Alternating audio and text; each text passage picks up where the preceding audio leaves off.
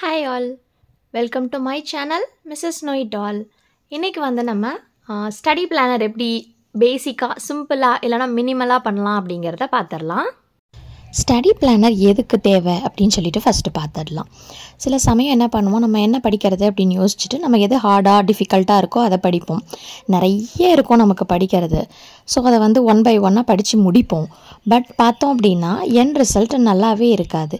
இது எதனால் அப்படின்னு பார்த்தீங்க அப்படின்னா நமக்கு ஒரு ஃபோக்கஸ் இல்லாமல் படிக்கிறது தான் காரணம். நம்ம என்ன படிக்க போகிறோம், எவ்வளோ நேரம் படிக்க போகிறோம், அதை எந்த டைம் லிமிட்குள்ளே முடிக்க போகிறோம் அப்படின்னு சொல்லி நம்ம ஒரு ஸ்கெடியூல் பண்ணணும், ஒரு கோல் அசைன் பண்ணணும். அதை பண்ணினா மட்டும் போதாது, இன்னன்னைக்கு அதை பார்ட்டாக இப்படி முடிக்கிறோம் அப்படின்னு சொல்லி பிளான் பண்ணணும்.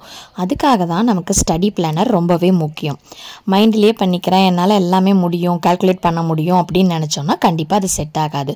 ஸோ பிளானர் போட்டு ஃபாலோ பண்ணி பாருங்கள், கண்டிப்பாக உங்களோட மார்க்ஸ் வந்து இம்ப்ரூவ் ஆகும். நீங்கள் ரொம்ப ஹாப்பியாக ஃபீல் பண்ணுவீங்க. உங்களோட ரிசல்ட்லேயே அது நல்லா தெரியும். ஸோ ஆப்வியஸ்லி உங்கள் பேரண்ட்ஸ் ஹாப்பி ஆகிடுவாங்க. ஃபர்ஸ்ட் வந்து நான் ஃபெப்ரவரி மந்த்தே எடுத்துக்கிட்டேன். ஸோ இங்கே வந்து நமக்கு 28 டேஸ் இருக்குது இல்லையா. ஸோ வேணும் அப்படின்னா இன்னொரு ரோ எக்ஸ்டெண்ட் பண்ணி போட்டிருக்கலாம். எனக்கு பேஜஸ் சைஸ் குட்டியாக இருக்குங்கிறதுனால நான் என்ன பண்ணியிருக்கேன்னா இதுலேயே போட்டு முடிச்சிட்டேன். எக்ஸாக்டாக அங்கே முடிகிறதுனால இது ஈஸியாக இருக்குது அப்படின்னு போட்டுட்டேன். ஸோ இந்த மந்த்லி லே அவுட் இருக்கு இல்லையா, இதை நீங்கள் எப்படி யூஸ் பண்ணலாம் அப்படின்னா, சப்போஸ் உங்களுக்கு ஏதாவது ஒரு சைக்கிள் டெஸ்ட் இல்லைனா பீரியாடிக் டெஸ்ட் ஏதாவது அனௌன்ஸ் பண்ணியிருக்காங்க, இந்த mid term exam, monthly exam எதாக இருந்தாலும் சரி. இப்போ இங்கே பாருங்களேன், இங்கே மண்டேலேருந்து சாட்டர்டே வரைக்கும் நடக்குது அப்படின்னா ஃபுல்லாக பிளாக் பண்ணி எக்ஸாம்ஸ்ன்னு போட்டுருங்க.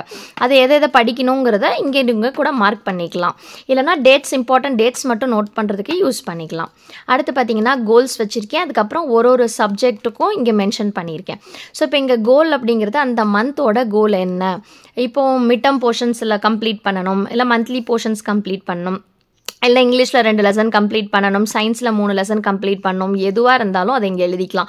இல்லை ஒரு அசைன்மெண்ட் இருக்குது, அதை வந்து ஃபஸ்ட்டு முடிக்கணும், எதுக்கு ஃபஸ்ட் ப்ரியாரிட்டி கொடுக்கணும்னு ஆசைப்பட்றீங்களோ அதை இங்கே நோட் பண்ணி கூட நீங்கள் பண்ணிக்கலாம். அடுத்தது பார்த்தீங்கன்னா சப்ஜெக்ட்டுக்கு ஒன்றுக்கும் கலர் வேரியேஷன்ஸ் கொடுத்துருக்கேன். So Tamil, English, maths, science and social அப்படின்னு சொல்லி 5 சப்ஜெக்ட்ஸ் தான் நான் இங்கே வந்து எழுதியிருக்கேன். சப்போஸ் இப்போ நீங்கள் வந்து படிக்கிறப்போ உங்களுக்கு 6 சப்ஜெக்ட்ஸ் இருக்குது, இல்லை 9 இருக்குது அப்படிங்கிற மாதிரி இருந்ததுன்னா ஒன்றையும் நீங்கள் இங்கே மார்க் பண்ணி எழுதிக்கலாம். ஸோ இப்போ ஃபெப்ரவரி மந்தில் தமிழ் போர்ஷன்ஸ் வந்து நான் என்னென்ன படிக்க போகிறேன், இல்லை என்னென்ன கவர் பண்ண போகிறேன் அப்படிங்கிறத இங்கே நீங்கள் எழுதிக்கலாம். இயல் 1, இலக்கணம் 1, செய்யுள் 2 அந்த மாதிரி இங்கே போட்டுக்கலாம்.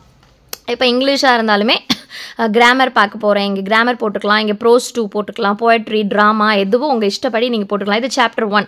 இல்லை அந்த எக்ஸசைஸ் ஒரு சாப்டருக்குள்ளே நமக்கு சப்டிவிஷன்ஸ் நிறையா இருக்கும் இல்லையா, அதை ஃபுல்லாக முடிக்கிற மாதிரி அந்த மாதிரி இங்கே எழுதிக்கலாம், எது வேணுமோ உங்கள் இதுக்கு. ஸோ நான் சொல்கிறது படிக்கிறது மட்டும் இல்லை. இப்போ தமிழில் வந்து பாருங்களேன், இப்போ வந்து ஒரு மந்த் எண்ட் ஆகிடுச்சு, பட் நான் ஒரு எக்ஸாம்பிளுக்கு சொல்கிறேன். 13th வந்து ஒரு அசைன்மெண்ட் சப்மிட் பண்ண சொல்கிறாங்க அப்படின்னா அதை கூட நீங்கள் இங்கே மார்க் பண்ணி நோட் பண்ணி வச்சுக்கலாம். ஸோ நெக்ஸ்ட்டு பார்த்தீங்க அப்படின்னா இது இன் டீட்டெயிலாக நம்ம வீக் வைஸ் போகிறது. இது வந்து ஓவரால் லே அவுட் ஃபஸ்ட்டு ஒரு பிளான் பண்ணுறோம், அதுக்கப்புறமா இங்கே எப்படி பண்ணுறோம் அப்படின்னு பார்க்குறது. இப்போது அந்த மந்தில் வந்து 4 வீக்ஸ் இருக்குது. ஸோ 4 வீக்ஸ் எழுதி போட்டிருக்கேன். ஸோ இப்போ தமிழ், இங்கிலீஷ் அந்த மாதிரிலாம் போட்டுட்டேன். இப்போது வீக் 1ல் தமிழில் நான் என்ன படிக்க போகிறேன். இது எதுக்கு நம்ம இப்படி வந்து சிம்பிளிஃபை பண்ணுறோம் அப்படின்னா, ஜென்ரலாக இருக்கிறத விட இப்படி சிம்பிளிஃபை பண்ணணும் அப்படின்னா நமக்கு இன்னுமே கரெக்டாக இருக்கும். சே ஃபார் எக்ஸாம்பிள் இப்போ நான் வந்து இங்கே என்ன சொல்லியிருக்கேன் அப்படின்னு பார்த்தீங்க அப்படின்னா, இந்த எக்ஸாம்பிள் தமிழ் வச்சுக்கலாம். ஸோ தமிழில் வந்து ஃபெப்ரவரி மந்த்துக்கு நான் 2 யூனிட் கவர் பண்ணணும் அப்படின்னு யோசித்து வச்சுருக்கேன் அப்படின்னு பிளான் பண்ணுறேன்னு வைங்களேன்.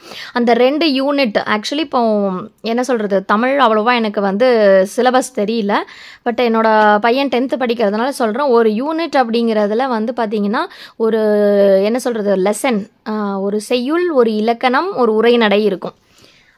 அதுக்கப்புறமா இன்னொன்று நான் டீட்டெயில் வேறு ஒன்று இருக்குதுன்னு நினைக்கிறேன் இல்லையா, பொதுப்பத்தி அந்த மாதிரி சொல்கிறான். ஓகே, அப்போது அப்படிங்கும் போது இங்கே வீக்கில் அதை நம்ம பிரித்து எழுதிக்கலாம். இன்னும் நல்லா ஃபோக்கஸ்டாக படிக்கிறதுக்கு இது யூஸ்ஃபுல்லாகவே இருக்கும். சே ஃபார் எக்ஸாம்பிள் இங்கே வந்து இயல் 1 எடுத்துக்கிறேன் நான்.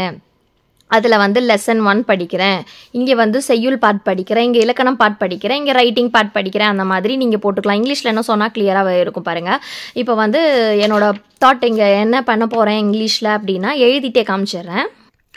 இப்போ பாருங்கள், இந்த ஃபெப்ரவரி மந்தோட என்னோடய ஃபோக்கஸ் பார்த்தீங்கன்னா ஒரு ப்ரோஸ், 2 போயம், ரைட்டிங் பார்ட்டில் லெட்டர் மட்டும் நான் முடிக்கணும் அப்படின்னு ஃபிக்ஸ் பண்ணி வச்சுருக்கேன். ஸோ அப்போ இங்கே இங்கிலீஷில் வந்து நான் பிரித்து எழுதிக்கலாம் இல்லையா, வீக் வைஸ் வந்து எனக்கு ஏற்ற மாதிரி நான் எழுதிக்கிறேன். நான் எழுதுகிற பாருங்கள்.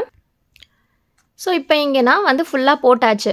ஸோ என்ன பண்ணுறேன், வீக் 1 பார்த்தீங்கன்னா ப்ரோஸ் 1 கம்ப்ளீட் பண்ணிடுறேன். அந்த 7 டேஸுமே கொடுக்குறேன் நான். இங்கே போயம் 1, போயம் 2, லெட்டர் ரைட்டிங். இது வந்து என்ன சொல்கிறது, ரஃபாக எழுதுறது. இன்னும் இன் டீட்டெயிலாக நீங்கள் எழுதணும் அப்படின்னா அந்த வீக்கில் நிறைய டேஸ் இருக்குது இல்லையா, ஸோ அதை ஸ்ப்ளிட் அப் பண்ணி கூட நீங்கள் எழுதிக்கலாம்.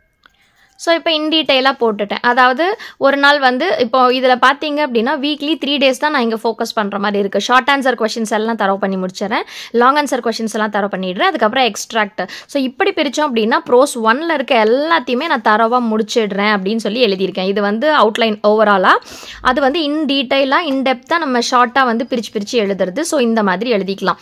ஸோ இப்போ இங்கே கடைசியில் எது கொடுத்துருக்கேன்னா, இங்கே வந்து எல்லா சப்ஜெக்ட்டுக்கும் சேர்த்து இது இருக்கே பெண்டிங் டிக்னா முடிச்சிட்டோன்னு அர்த்தம். இங்கே பெண்டிங்னு எழுதிக்கலாம். ஸோ என்ன பண்ணலாம் அப்படின்னா, நீங்கள் தமிழுக்கு ஒரு கலர் வச்சுக்கோங்க, இங்கிலீஷ்க்கு ஒரு கலர், மேக்ஸ்க்கு ஒரு கலர் வச்சுக்கோங்க. ஸோ தட் நீங்கள் இப்போ முடிச்ச உடனே பாருங்கள், க்ரீனில் டிக் போட்டேன் அப்படின்னா இங்கிலீஷ்லாம் இந்த ஹைலைட் பண்ணியிருக்கோம் இல்லையா, அந்த ப்ளூவில் டிக் போட்டால் இங்கிலீஷு, க்ரீனில் டிக் போட்டால் தமிழ் முடிச்சிருக்கோம் அப்படிங்கிற மாதிரி ஒரு வேரியேஷன்ஸ் காமிச்சிக்கலாம்.